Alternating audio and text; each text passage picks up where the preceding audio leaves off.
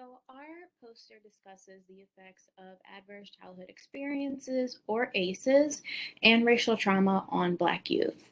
Our poster is a literature review of the existing literature, which will set the stage for the basis of our poster, as well as offer some cultural sensitive strategies and interventions.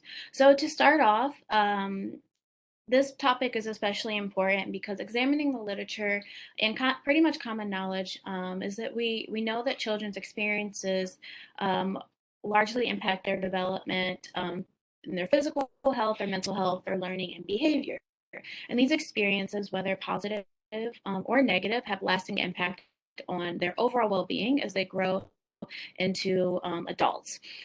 And what we know from the literature is that implications of especially negative or traumatic events, what we like to call ACEs, can have some pretty lasting and negative impacts on them as adults. So increasing their chances of developing chronic diseases, sexually risky behaviors, drug abuse, depression. And what we found researching, the current research is that Black youth are disproportionately susceptible to these kinds of experiences or these ACEs in the form of abuse, neglect, or victimization when they're compared to peers. What we also know is that Black youth are experiencing racial discrimination and racial trauma at higher rates compared to other racial groups. At the early stages and into development as children, Black youth are forming their self-concept, their self-identity, which is impacted largely on their racial identity. And what we found was that Black youth are experiencing more racial trauma, racial discrimination, which is in turn affecting their identity and their self-esteem, their self-concept, and which is causing negative perceptions, causing them to have negative perceptions of themselves. So, what we want to discuss in this poster is just the effect of these ACEs coupled with racial trauma on Black youth. And what we want to do is offer some culturally sensitive strategies and interventions for working with this population. So, what we found is that Black children, Black youth especially, we found that there's a significant association between racial discrimination, um, especially when Black youth are victim to neighborhood violence or living with a person with mental illness. They are also more likely to experience ACEs if their mothers or parents have experienced ACEs. But we found that this relationship is lessened when there's a higher economic status in the home.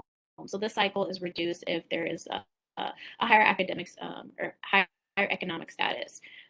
We saw that in the literature that Black youth who are experiencing ACEs and racial trauma also have higher levels of internalizing and externalizing behaviors associated with these ACEs. So all in all, what we found is that these Black youth are experiencing adverse childhood experiences after racial trauma, and we know that racial trauma can be categorized in itself as an ACE. What we found is that they're experiencing more ACEs, more racial trauma, which is linked to worse mental health outcomes and higher suicide rates compared to white peers. With that, we want to offer some culturally sensitive strategies and interventions. And we found that the literature said that it's really important to tailor these evidence-based treatments to a cultural lens, while being mindful of the unique experiences of Black youth as well as their families. So we really want to be asking about any contextual factors that may inform treatment, treatment and how it's applied. So this looks like offering or asking open-ended questions about the client's racial identity. We also found that the literature suggests employing racial socialization by the family, as well as tailoring CBT and other trauma-focused therapies to incorporate racial socialization. So these Black youth can really start to form more positive attitudes about their race, which will improve self-esteem and really bolster resilience when they're faced with these pretty traumatic events.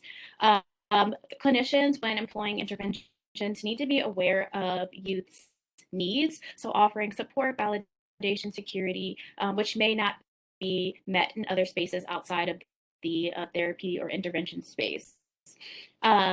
Similarly to racial socialization, it's important to expose African American youth to a positive African American presence in order to counteract and combat those negative racial experiences that they're having.